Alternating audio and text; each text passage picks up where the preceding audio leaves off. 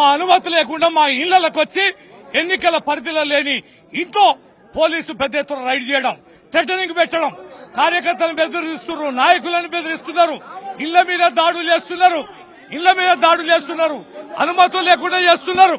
అనుమతులు లేకుండా నియోజకవర్గ ఎన్నికల పరిధిలో లేని ఇంటి మీద దాడి చేసి భారీ ఎత్తున ఈ రకంగా పోలీసు వాళ్ళు బెదిరించడం అనేది చాలా దుర్మార్గమైన విషయం.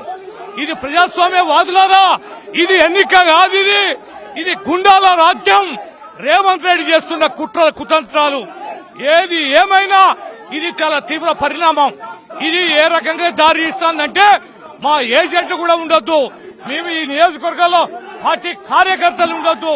ఇది రిగ్గింగ్ చేసుకోవడానికి బహిరంగంగా బరితెగిస్తున్న ముఖ్యమంత్రి రేవంత్ రెడ్డి ప్రక్రియ. దీన్ని ఖచ్చితంగా తీవ్రంగా ఖండించాలి.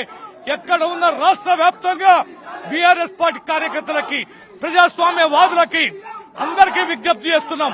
అయ్యా, ఈ వీరు చేస్తున్న దౌర్జన్యానికి నిదర్శనం. ఇది నా ఒక్కరికి జరగడాలే.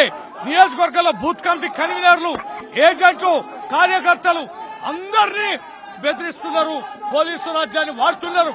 పోలీసులు అయితే బరిదెగించి ఒంటి చేత్తోటి ప్రతి ఒక్క మనిషిని ఇళ్లకు పోయి భార్య పిల్లల్ని బెదిరిస్తున్నారు. దీన్ని చాలా తీవ్రంగా ఖండించాల్సిందిగా విజ్ఞప్తి చేస్తున్నాం. ఈ దౌర్జన్యాన్ని ఖండించాలి, ఎలక్షన్ కమిషన్ స్పందించాలి, తక్షణమే ఈ అధికారులని సస్పెండ్ చేయాల్సిందిగా విజ్ఞప్తి చేస్తున్నాం. జై తెలంగాణ.